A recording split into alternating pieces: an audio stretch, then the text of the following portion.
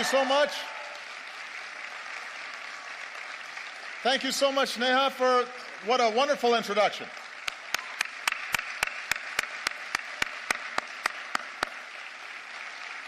Everybody, please have a seat. Nothing fills me with more hope than when I hear incredible young people like Neha and all the outstanding work that she's doing on behalf of India's youth and for representing this nation's energy and its optimism and its idealism. She makes me very, very proud. And I think that may be her. Is that somebody related to you? Okay, because we just had a chance to meet, and she's beaming with pride right now, sitting next to you. Give Neha a big round of applause once again.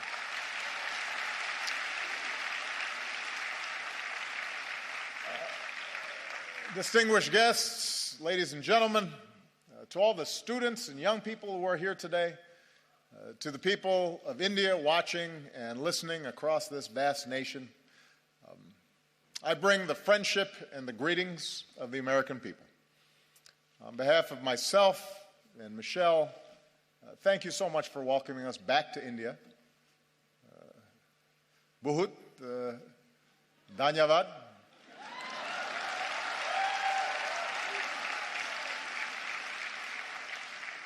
It has been a great honor to be the first American president to join you for Republic Day. With the tricolor waving above us, we celebrated the strength of your Constitution. We paid tribute to India's fallen heroes. In yesterday's parade, we saw the pride and the diversity of this nation, including the daredevils on their Royal Enfields, which was very impressive. Secret Service does not let me ride motorcycles, especially not on my head. I realize that the sight of an American president as your chief guest on Republic Day would once have seemed unimaginable, but my visit reflects the possibilities of a new moment. As I've said many times, I believe that the relationship between India and the United States can be one of the defining partnerships of the century. When I spoke to your parliament on my last visit, I laid out my vision for how our two nations can build that partnership. And today I want to speak directly to you, the people of India, about what I believe we can achieve together and how we can do it. And my commitment to a new chapter between our countries flows from the deep friendship between our people. And Michelle and I have felt it ourselves. I recognized India with the first state visit of my presidency, where we also danced to some pretty good Bhangra. For the first time, we brought Diwali to the White House. On our last celebration here,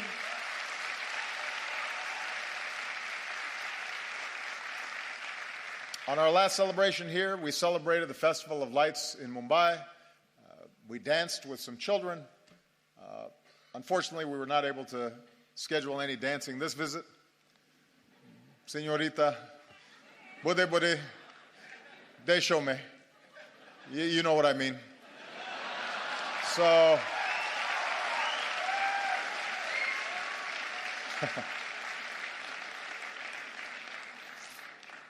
everybody said, by the way, how much better a dancer Michelle was than me, which hurt my feelings a little bit.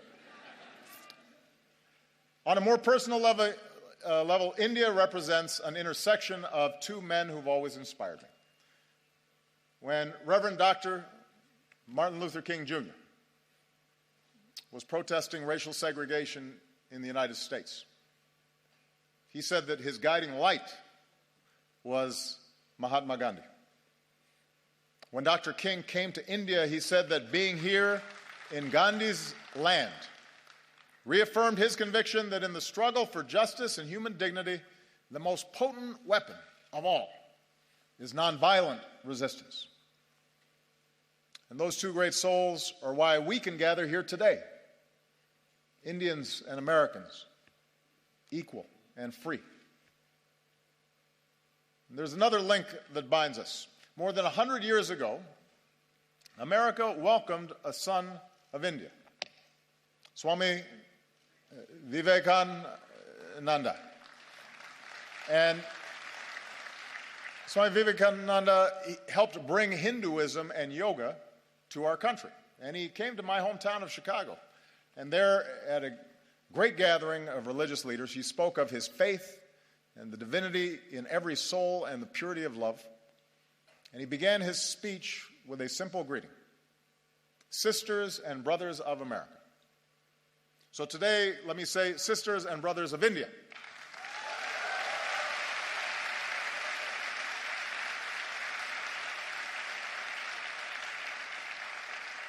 My confidence in what our nations can achieve together is rooted in the values that we share. For we may have our different histories and speak different languages, but when we look at each other, we see a reflection of ourselves. Having thrown off colonialism, we created constitutions that began with the three same words: we the people. As societies that celebrate knowledge and innovation, we transformed ourselves into high-tech hubs of the global economy. Together, we unlocked new discoveries, from the particles of creation to outer space. And we are among the few nations to have gone to both the moon and to Mars.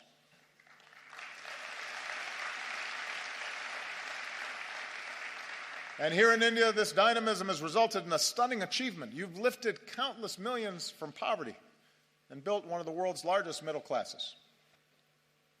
And nobody embodies this progress and this sense of possibility more than our young people.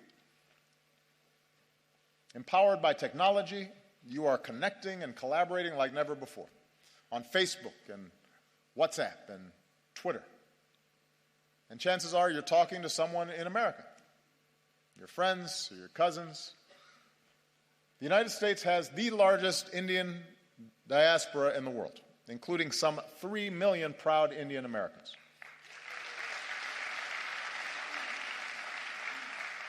And they make America stronger, and they tie us together. Bonds of family and friendship that allow us to share in each other's success. So for all these reasons, India and the United States are not just natural partners. I believe America can be India's best partner. I believe that.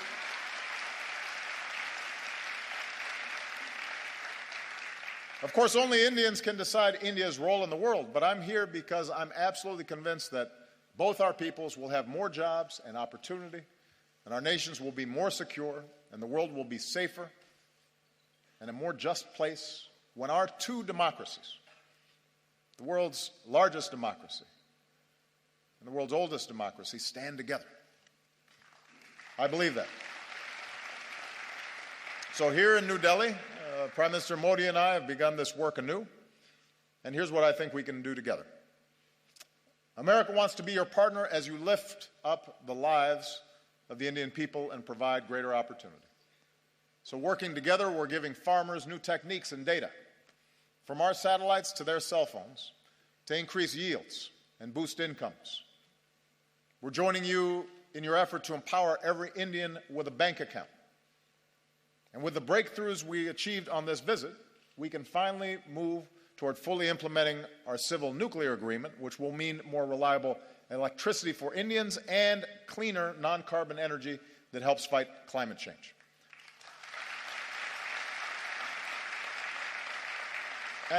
And I don't have to describe for you what more electricity means. Students being able to study at night, businesses being able to stay open longer and hire more workers, farmers being able to use mechanized tools that increase their productivity, whole communities seeing more prosperity. In recent years, India has lifted more people out of poverty than any other country, and now we have a historic opportunity, with India leading the way, to end the injustice of extreme poverty all around the world.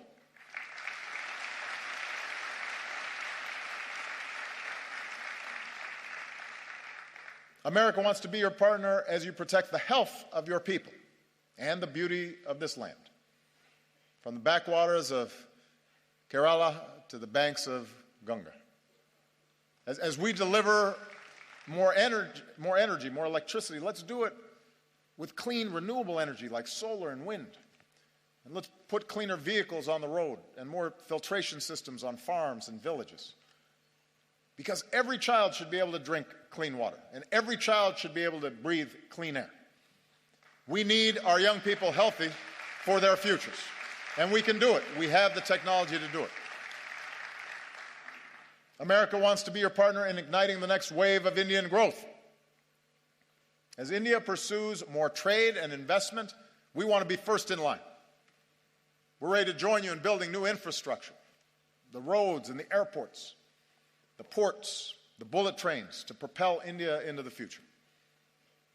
We're ready to help design smart cities that serve citizens better, and we want to develop more advanced technologies with India as we do with our closest allies.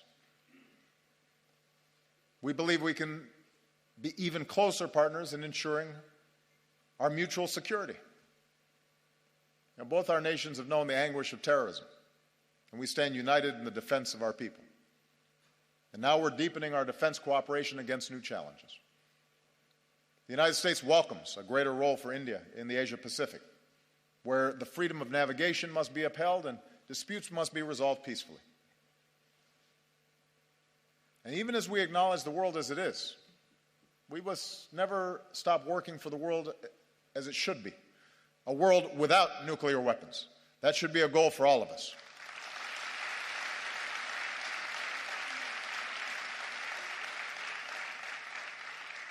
I believe if we're going to be true global partners, then our two nations must do more around the world together.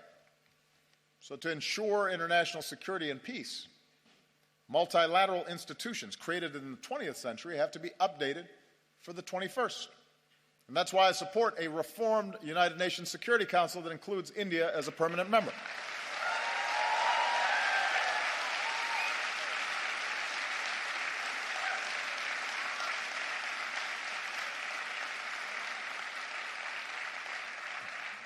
Of course, as I've said before, with power comes responsibility.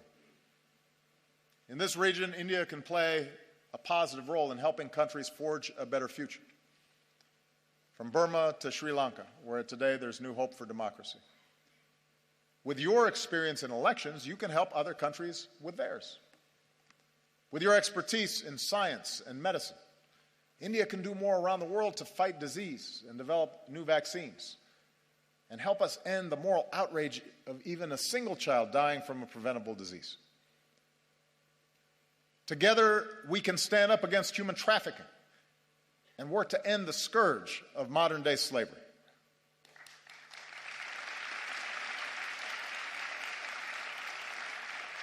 And being global partners means confronting the urgent global challenge of climate change. With rising seas, melting Himalayan glaciers, more unpredictable monsoons, cyclones getting stronger, few countries will be more affected by a warmer planet than India. Now, the United States recognizes our part in creating this problem, so we're leading the global effort to combat it. And today I can say that America's carbon pollution is near its lowest level in almost 2 decades. I know the argument made by some that it's unfair for countries like the United States to ask developing nations and emerging economies like India to reduce your dependence on the same fossil fuels that help power our growth for more than a century. But here's the truth. Even if countries like the United States curb our emissions, if countries that are growing rapidly like India, with soaring energy needs, don't also embrace cleaner fuels, then we don't stand a chance against climate change. So we welcome India's ambitious targets for generating more clean energy. We'll continue to help India deal with the impacts of climate change, because you shouldn't have to bear that burden alone. And as we keep working for a strong global agreement on climate change, it's young people like you who have to speak up so we can protect this planet for your generation. I'll be gone when the worst effects happen. It's your generation and your children that are going to be impacted. And that's why it's urgent that we begin this work right now. Development that lifts up the lives and health of our people, trade and economic partnerships that reduce poverty and create opportunity, leadership in the world that defends our security and advances human dignity and protects our planet. That's what I believe India and America can do together. So with the rest of my time, I want to discuss how we can do it. Because in big and diverse societies like ours, progress ultimately depends on something more basic, and that is how we see each other. And we know from experience what makes nations strong. Neha, I think, did a great job of describing the essence of what's important here. We are strongest when we see the inherent dignity in every human being. Look at our countries, the incredible diversity, even here in this hall. India is defined by countless languages and dialects in every color and caste and creed, gender and orientations. And likewise in America, we're black and white and Latino and Asian and Indian American and Native American. Your Constitution begins with the pledge to uphold the dignity of the individual. And our Declaration of Independence proclaims that all men are created equal. In both our countries, generations have worked to live up to these ideals. And when he came to India, Martin Luther King Jr. was introduced to some school children as a fellow untouchable. My grandfather was a cook for the British Army in Kenya. The distant branches of Michelle's family tree include both slaves and slave owners. When we were born, people who looked like us still couldn't vote in some parts of the country. Even as America has blessed us with extraordinary opportunities, there were moments in my life where I've been treated differently because of the color of my skin. Many countries, including the United States, grapple with questions of identity and inequality and how we treat each other, people who are different than us, how we deal with diversity of beliefs and of faiths. And right now, in crowded neighborhoods not far from here, a man is driving an auto rickshaw or washing somebody else's clothes or doing the hard work no one else will do. And a woman is cleaning somebody else's house. And a young man is on a bicycle delivering lunch. A little girl is hauling a heavy bucket of water. And I believe their dreams, their hopes, are just as important, just as beautiful, just as worthy as ours. And so even as we live in a world of terrible inequality, we're also proud to live in countries where even the grandson of a cook can become president, or even a Dalit can help write a constitution, and even a tea seller can become prime minister.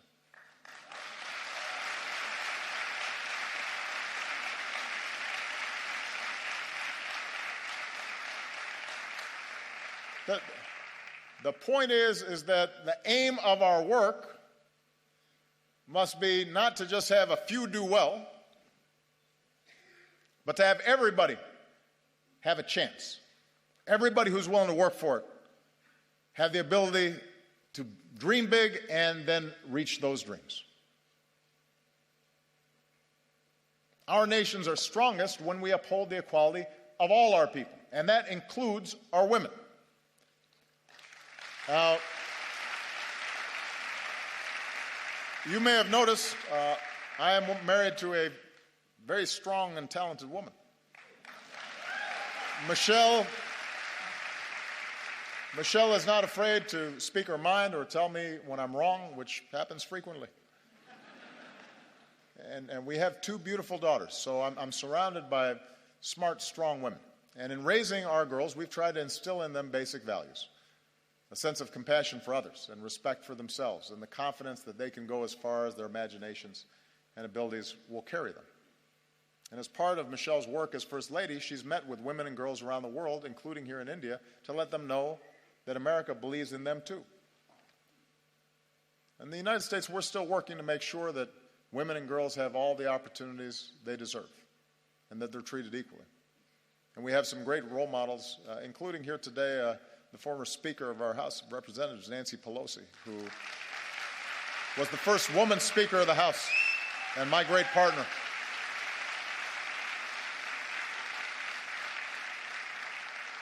And here in India, it's the wives and the mothers who so often hold families and communities together. Indian women have shown that they can succeed in every field, including government, where many of your leaders are women. And the young women who are here today are part of a new generation that is making your voice heard and standing up and determined to play your part in India's progress. And here's what we know. We know from experience that nations are more successful when their women are successful. When girls go to school,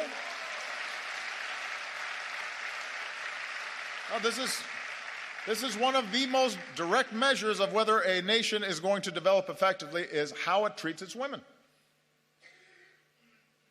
When a girl goes to school, it doesn't just open up her young mind, it benefits all of us because maybe someday she'll start her own business or invent a new technology or cure a disease. And when women are able to work, families are healthier and communities are wealthier and entire countries are more prosperous. And when young women are educated, then their children are going to be well educated and have more opportunity. So if nations really want to succeed in today's global economy, they can't simply ignore the talents of half their people. And as husbands and fathers and brothers, we have to step up because every girl's life matters. Every daughter deserves the same chance as our sons. Every woman should be able to go about her day, to walk the streets or ride the bus and be safe and be treated with respect and dignity. She deserves that.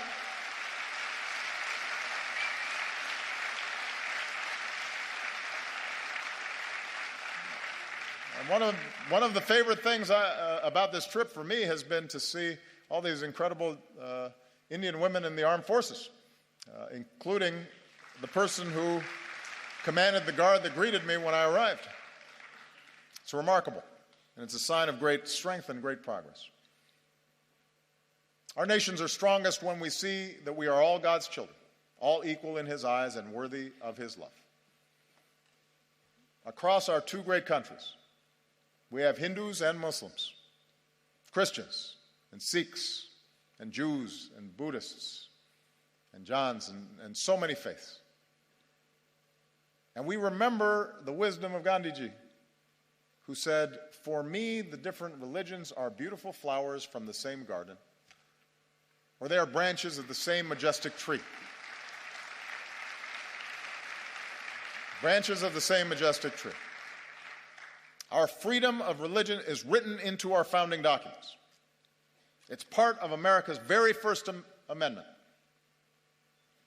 Your Article 25 says that all people are equally entitled to freedom of conscience and the right freely to profess, practice, and propagate religion. In both our countries, in all countries, upholding this fundamental freedom is the responsibility of government, but it's also the responsibility of every person. In our lives, Michelle and I have been strengthened by our Christian faith. But there have been times where my faith's been questioned by people who don't know me. Or they've said I adhere to a different religion, as if that were somehow a bad thing. Around the world, we've seen intolerance and violence and terror perpetrated by those who profess to be standing up for their faith, but in fact are betraying it. No society is immune from the darkest impulses of man. And too often, religion has been used to tap into those darker impulses as opposed to the light of God. 3 years ago in our state of Wisconsin, back in the United States, a man went into a Sikh temple and in a terrible act of violence killed 6 innocent people, Americans and Indians. And in that moment of shared grief, our two countries reaffirmed a basic truth, as we must again today, that every person has the right to practice their faith how they choose, or to practice no faith at all, and to do so free of persecution and fear and discrimination.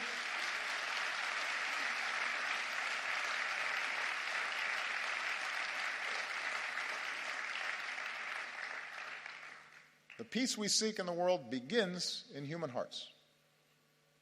And it finds its glorious expression when we look beyond any differences in religion or tribe and rejoice in the beauty of every soul.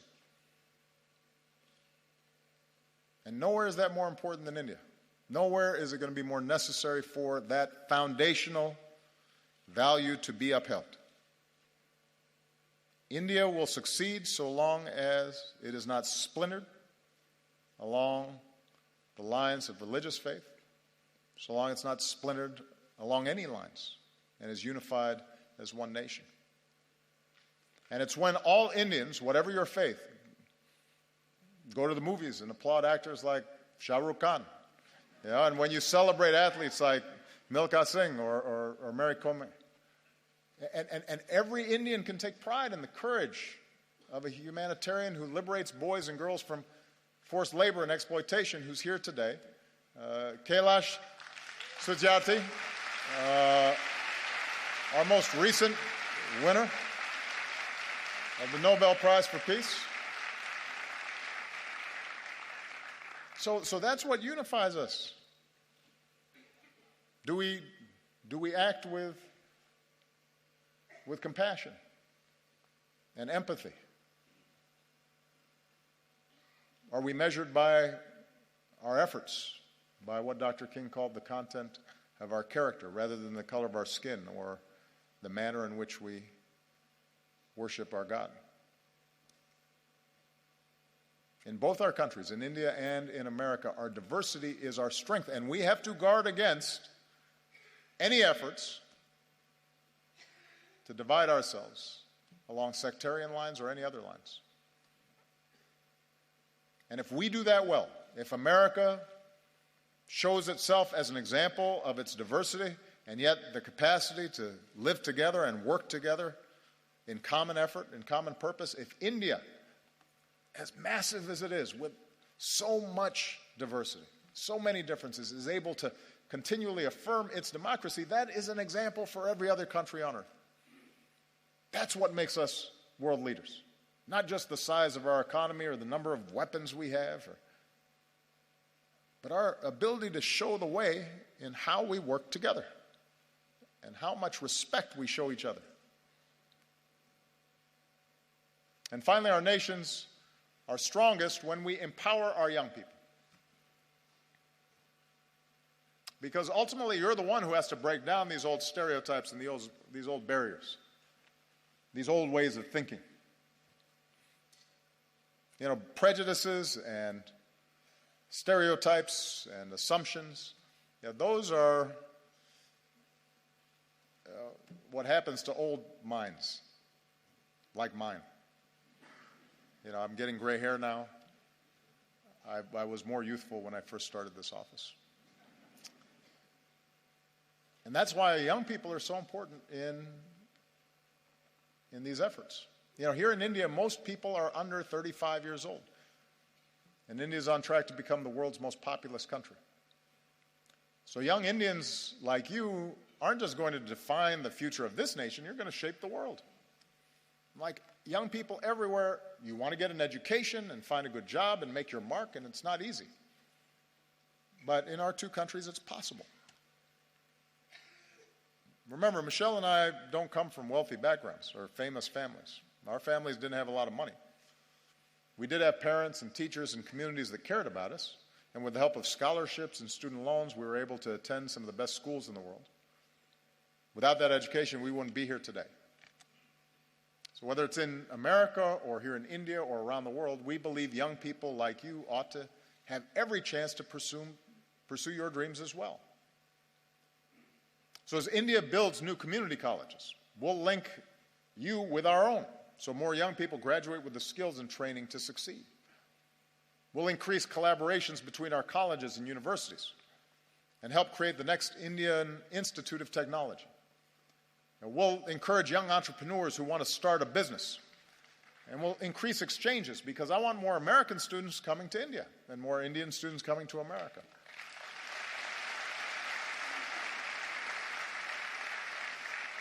And that way we can learn from each other and we can go further.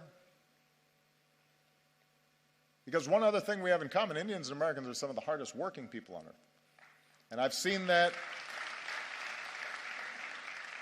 Michelle and I have seen that in a family here in India. I just want to tell you a quick story. On our last visit here, we visited Humayun's tomb. And while we were there, we met some of the laborers who are the backbone of this nation's progress. We met their children and their families as well, and some wonderful young children with bright smiles, sparks in their eyes. And one of the children we met was a boy named Vishal. And today, Vishal is 16 years old, and he and his family live in South Delhi in the village of Murbun. This is Vishal. And his mother works hard in their modest home, and his sister is now in university. She wants to become a teacher. His brother is a construction worker earning his daily wage. And his father works as a stone layer farther away, but sends home what little he makes so Vishal can go to school. And Vishal loves math, and mostly he studies. And when he's not studying, he likes watching Kubudi. And he dreams of someday joining the Indian Armed Forces. And we're grateful that Vishal and his family joined us today. We're very proud of him because he's an example of the talent that's here. And Vishal's dreams are as important as Malia and Sasha's dreams, our daughters. And we want him to have the same opportunities. Sisters and brothers of India. Now, we are not perfect countries, and we've known tragedy and we've known triumph. We're home to glittering skyscrapers, but also terrible poverty, and new wealth, but also rising inequality. We have many challenges in front of us. But the reason I stand here today, and I'm so optimistic about our future together, is that despite our imperfections, our two nations possess the keys to progress in the century ahead. We vote in free elections. We work and we build and we innovate. We lift up the least among us. We reach for heights previous generations could not even imagine. We respect human rights and human dignity, and it is recorded in our constitutions. And we keep striving to live up to those ideals put to paper all those years ago. And we do these things because they make our lives better and safer and more prosperous, but we also do them because our moral imaginations extend beyond the limits of our own lives. And we believe that the circumstances of our birth need not dictate the arc of our lives. We believe in the father working far from home, sending money back so his family might have a better life. We believe in the mother who goes without so that her children might have something more. We believe in the laborer earning his daily wage and the student pursuing her degree. And we believe in a young boy who knows that if he just keeps studying, if he's just given the chance, his hopes might be realized too. We are all beautiful flowers from the same garden, branches of the same majestic tree. And I am the first American president to come to your country twice, but I predict I will not be the last, because as Americans, we believe in the promise of India.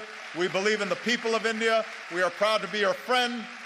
We are proud to be your partner as you build the country of your dreams. Jai Hind. Thank you. Jai Hind.